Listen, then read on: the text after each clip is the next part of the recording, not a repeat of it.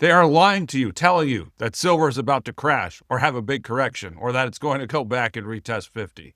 Not happening, people. And Barron's is one of the culprits.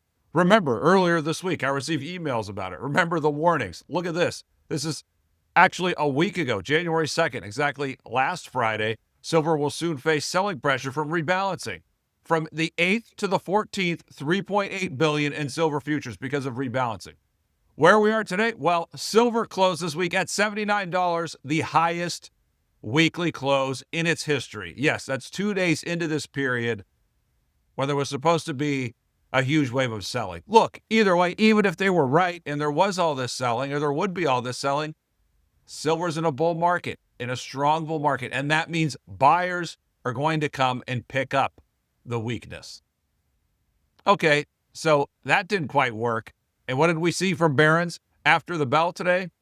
Here's this. Well, silver's gone up too much. It's no longer a buy. Okay, thank you. Silver's up 300%. It's no longer a buy. I mean, wow, profiles and courage. Like, what a strong call. It's just ridiculous. Folks, you can't listen to these people. They don't know what they're talking about. And whenever gold and silver go up, they always say it won't keep going up. And then if it keeps going up, they'll tell you it's going to crash. That is the playbook. You have to ignore it. Okay? The reality for silver is this. It broke out of a 45-year-long major base right here, nearly a half-century-long base. This is the second greatest breakout in the history of capital markets. The measured upside target from the breakout of this huge base is $96, okay, which is right here. Let's just round it up and say $100. So $100 target, okay? So we know that. That is strong. That is objective.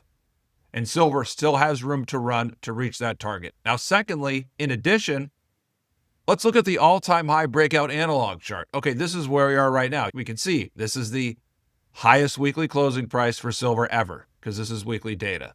But on this analog, we can see that comparable breakouts, there's 5 of them, they all went to a minimum of $100. Here's the minimum $100. This is about 110, 111. This is 130. This is 130. The 79 to 80 move that went to $420. We're not there yet. That's off the scale. Okay. So again, the minimum is 100, about 111 here, 130 here. This is a breakout from a 45-year-long base. This breakout move is not going to peter out at 100 or 110. It's going much higher than that. So that's history. That's classic technical analysis. So don't be scared by all the naysayers. Just when silver makes this breakout, it gets hot. It reaches 80. Yes, it got a little overbought, but you shouldn't be scared. A correction, some weakness, some selling is natural. But the primary trend is higher, and I don't think we are at an intermediate term peak yet. Maybe if silver shoots up and it gets to 100 really fast right here at this point, then maybe we'll have an intermediate term correction. But for here and now, intermediate term, big picture, it's definitely still bullish. And don't listen to these people trying to shake you off, okay? It's going to 100. It's going higher than 100. And if you own silver and you own silver stocks, just don't worry about it. You don't need to worry about anything else. We'll tell you when it's time to worry. It's not time to worry yet.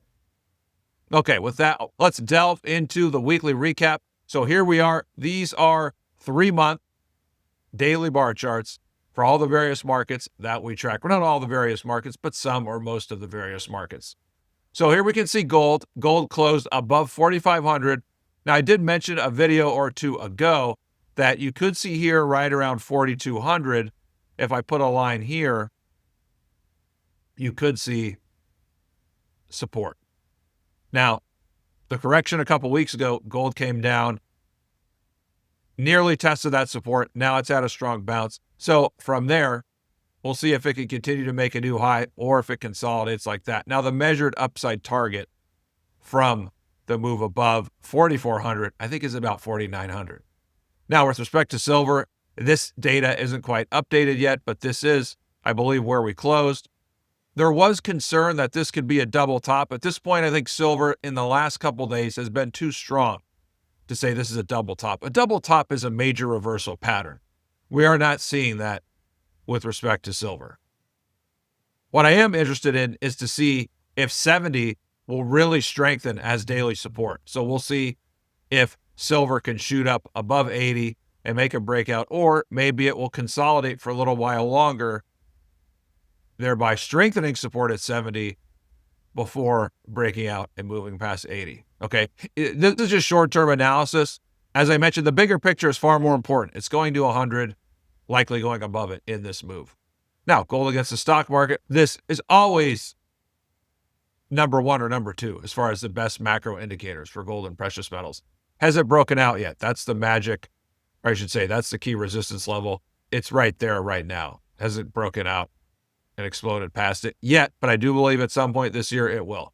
Now, if you look at the stocks, sneaky bullish action in the last couple of days. I'll get to this later in the video, but we can see here, look at GDX. That looks like it's closing at a new higher high.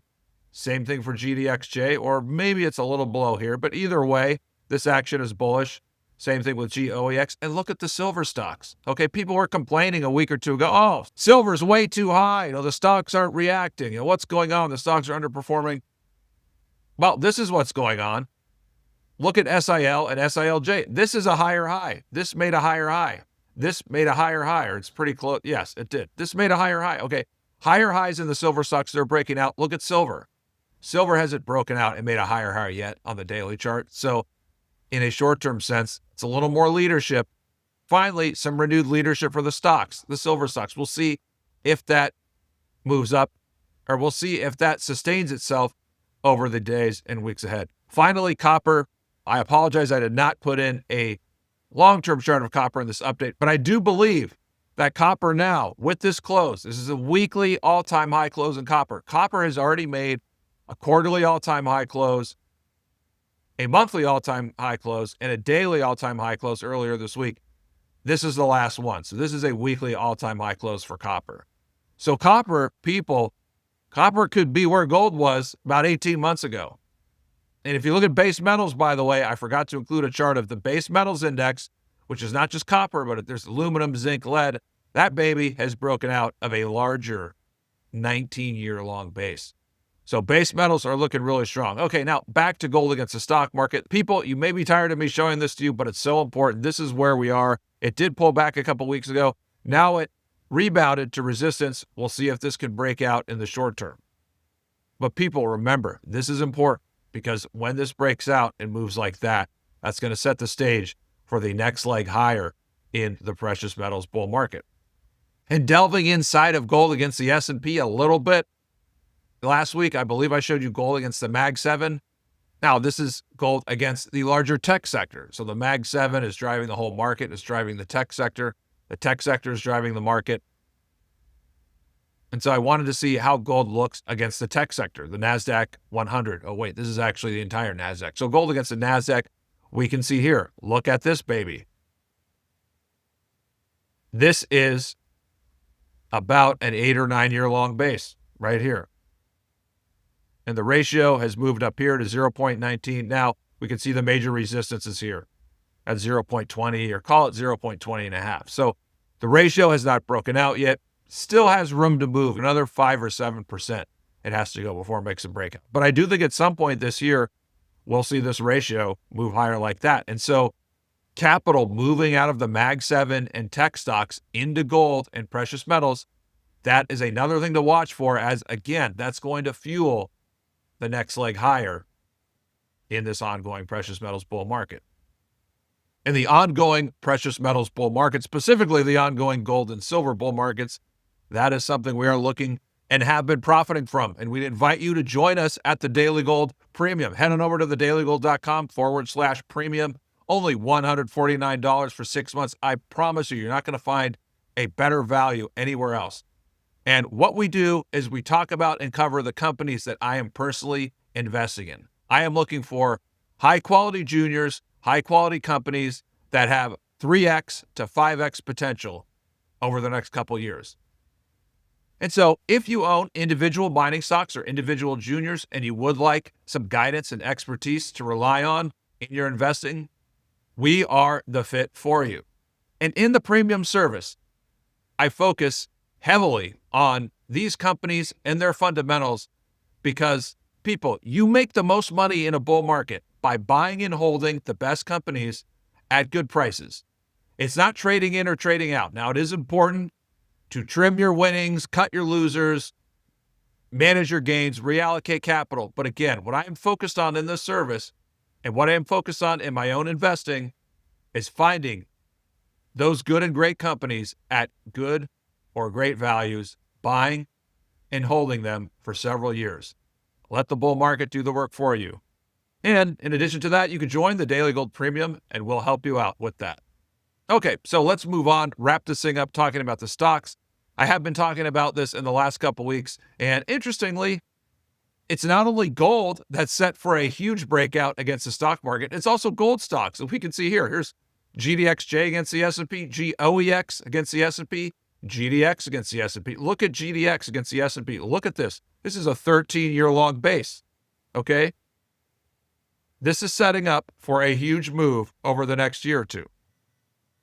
Maybe this corrects for a month or two or a couple months. At some point this year, it could correct or pause for 2, 3, 4 months maybe. But again, the big picture, we're focused on the next couple years. The big picture is that the setup here is telling us that conventional capital, the S&P 500, that capital is going to be moving into the gold stocks over the next year or two. That's going to set us up for a big leg higher, again, over the next year or two. There's still a lot of room to go in this precious metals bull market. And again, one reason for that, and this chart here is by Top Down Gold Charts. Follow Callum Thomas on Twitter. Thanks, Callum, for this chart. And that reason is, as I've been saying in other videos, people remain under-allocated to gold, silver, precious metals, and the mining stocks. Okay, so this here is the implied allocation to miners. So it's all the money in the miner ETFs divided by all the money in various ETFs. Look where it was back around the secular peak, okay? Almost 1.5%. Look where it is now, not even at 0.5%. It's only started to move up, really, I'd say the last 4 or 5 months or so. So yes, miners have made huge gains. And naturally, as humans, we might think, okay, they've made huge gains. Maybe they're going to rest. They might correct. They might go down. They've gone up too much. But that's not the case because people have only started allocating more capital to miners. This is amazing. Look at how much room this thing has to go. The move into miners has barely even started. Just a small tangent. Think about Fartcoin in the run that it made in crypto. Did you know Fartcoin at its peak had over a 2 billion market cap? What do you think is going to happen in 2, 3, 4 years to mining stocks and juniors? How high are they going to go? What kind of market caps are they going to get to? We have seen gambling in our society. It's everywhere. It's pervasive. And I even saw a tweet today that it's the fastest growing sector of the economy. I mean, that's sad, okay? But I digress. I'll get back to the rest of the video. The point is, mining stocks are going higher. And last chart here, these are the daily candle charts for GDX, GDXJ, SILJ. Now, last week, it's interesting. I talked about this low here, right there, just below 85, and GDX the same for GDXJ, okay, right around 110, 26 for SILJ. I talked about this low and saying if they fell back below this support line, you could see consolidation, a little correction. What happened since that low? Heavy buying came in and miners move higher. Look at these candles since the low here. Here's the candle. Look at these candles since then. Very strong. These are big, strong white candles. This signals strong buying and accumulation. Now, again, the measured upside targets for these three mining ETFs. For GDX, I believe we're looking at 101 to 103, something like that. GDXJ, if you look at 110, minus 85. So this could surpass 130 and reach 133, 134 in that area. Now for SILJ, closed at 30. So I believe the measured upside target is 33, 34. So bottom line, heavy buying came in the miners in the short term uptrend is intact, and based on these measured upside targets, there's more upside to be had over the coming weeks. That's it for the video. Thank you so much for tuning in. Please leave a comment. Let me know what you think. Would love to hear from you. Thank you so much for your support. Hope you had a good week. Hope you have an even better weekend.